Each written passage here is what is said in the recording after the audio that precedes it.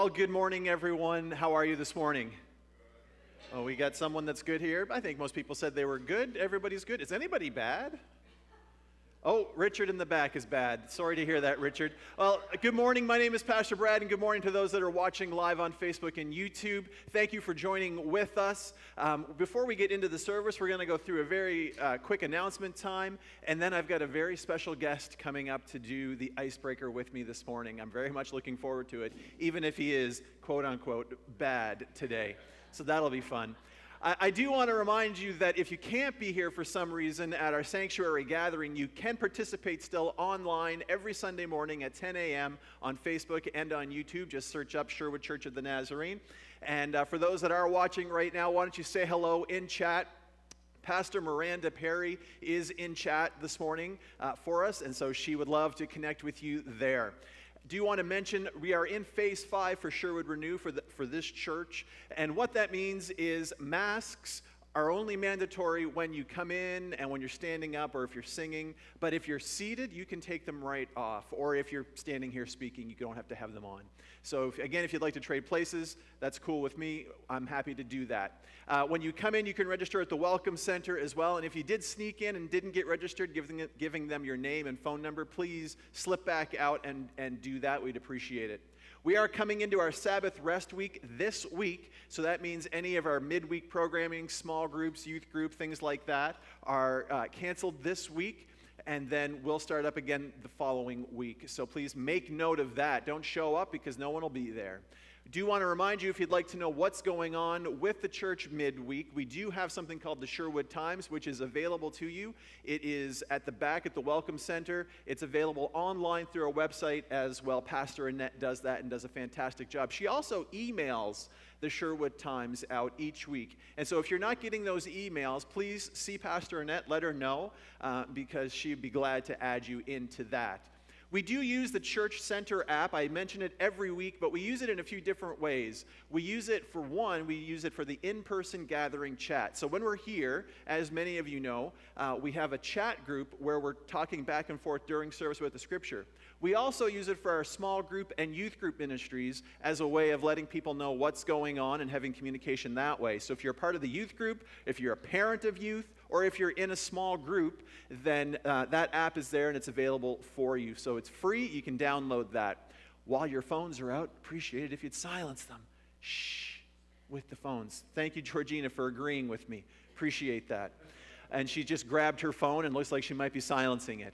So if you could do that, we'd appreciate it. For the month of October, it is our community link is with Operation Christmas Child. If you do want to know more about that, you can speak to Krista Harding or Jen Filsinger, and they will be looking for donations up until November 7th. And we do want to thank you so much for your continued faithfulness in giving of tithes and offerings. Those that give here, those that give online, thank you so much. There's a few ways that you can do that. You can give through our website, www.naspei.com. You can do it in person when you came in or as you exit. There's boxes marked for that. Or you can e-transfer the church at office@naspei.com. I'm going to invite Richard to come on up while we go through this last announcement. We've had to make a change, as many of you are aware. Pastor Rianne announced this last week, to our 50th anniversary celebration, just to fall in line with the guidelines for COVID. And so we are still having a celebration that's taking place November 7th. And so we've also marked a few other ones out into the months February and April. And so Pastor Rianne will be giving more information about that, but just as a quick way of mentioning it, what was going to be a weekend celebration is now going to be November the 7th with our big 50th. And so look forward to that. It's going to be a great time. I'm looking forward to that. Richard, are you over 50? No. Oh, okay. Oh, do you feel it today? So those have been your announcements, everybody. Richard McKay, it is a pleasure to have you with me this morning. How you feeling, buddy? I'm feeling sick.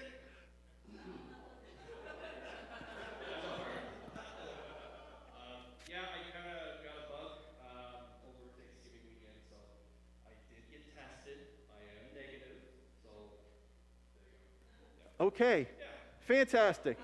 I'm just going to keep this on. No, I don't.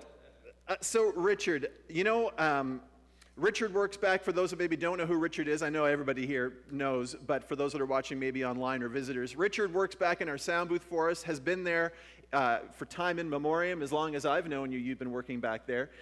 It's been over 30 years. Over 30 years. I will say this.